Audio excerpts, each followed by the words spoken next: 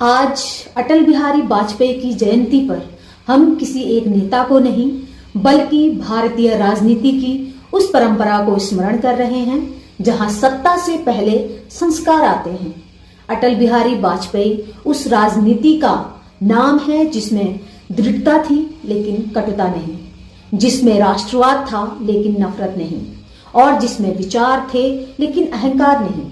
महात्मा गांधी ने राजनीति को नैतिकता से जोड़ा था। अटल बिहारी वाजपेयी उसी परंपरा के नेता थे। वे विरोध करते थे लेकिन विरोधी का अपमान नहीं करते थे। वे असहमति रखते थे लेकिन संवाद का द्वार बंद नहीं करते थे। लाहौर बस यात्रा इस गांधीवादी सोच का प्रतीक थी, जहां शक्ति के बावजूद शांति को प्राथमिकता दी गई। पंडित जवाहरलाल नेहरू ने आधुनिक भारत की नींव रखी। अटल बिहारी वाजपेयी ने उस नींव पर आत्मनिर्भर भारत की इमारत खड़ी की। पोखरण परमाणु परीक्षण 1998 यह आक्रामकता नहीं थी, यह भारत के आत्मसम्मान की घोषणा थी। आईटी और टेलीकॉम क्रांति, अटल जी ने भविष्य को पहचाना। उन्होंने समझा कि आने वाला समय ज्ञान और तकनीक का है। स्वर्णिम चतुर्भुज परियोजना भारत को सड़कों से जोड़कर विकास को जन जन तक पहुंचाया। पंडित दीनदयाल उपाध्याय ने कहा था, अंतिम व्यक्ति तक विकास पहुंचना चाहिए। अटल बिहारी वाजपेयी की नीतियों में यह दर्शन स्पष्ट दिखता है।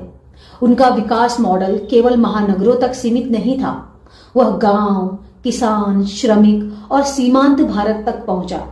अनुभव और आचरण, सत्ता में संयम। अटल जी ने हार भी देखी और पूर्ण बहुमत भी। 13 दिन की सरकार से लेकर एक वोट से गिरी सरकार तक उन्होंने लोकतंत्र को हमेशा सर्वोपरि रखा, और जब सत्ता मिली तो उसे सेवा की तरह निभाया। आज जब राजनीति भाषा में कठोर, स्वर में ऊंची और व्यवहार में असहिष्णु होती जा रही है, अटल बिहारी वाजपेयी एक मानक की तरह खड़े दिखाई देते हैं। वे सिखाते हैं, विरोध हो लेकिन अपमान न हो, शक्ति हो लेकिन संवेदना के साथ, और राजनीति हो लेकिन मर्यादा के भीतर। और अंत में मैं स्वयं को भाग्यशाली मानती हूँ कि मैं उस पीढ़ी से हूँ जिसने अटल बिहारी वाजपेयी को सिर्फ चित्रों में नहीं, सजीव रूप में सुना और देखा। उनकी आवाज में आक्रोश नहीं था लेकिन आत्मविश्वास था। उनके शब्दों में शोर नहीं था लेकिन गहराई थी। आने वाली पीढ़ियां उन्हें किताबों और तस्वीरों में देखेंगी, लेकिन हम जानते हैं कि सभागार में उनके बोलने से पहले जो मौन छा जाता था वह भी अपने आप में एक संदेश था। यही हमारा उत्तरदायित्व है कि हम अटल बिहारी वाजपेयी को सिर्फ स्मृति न बनने दें, बल्कि उनके विचारों को आचरण में जीवित रखें। अटल बिहारी वाजपेयी को नमन। एक युग जिसे हमने देखा और एक विचार जिसे आगे बढ़ाना है।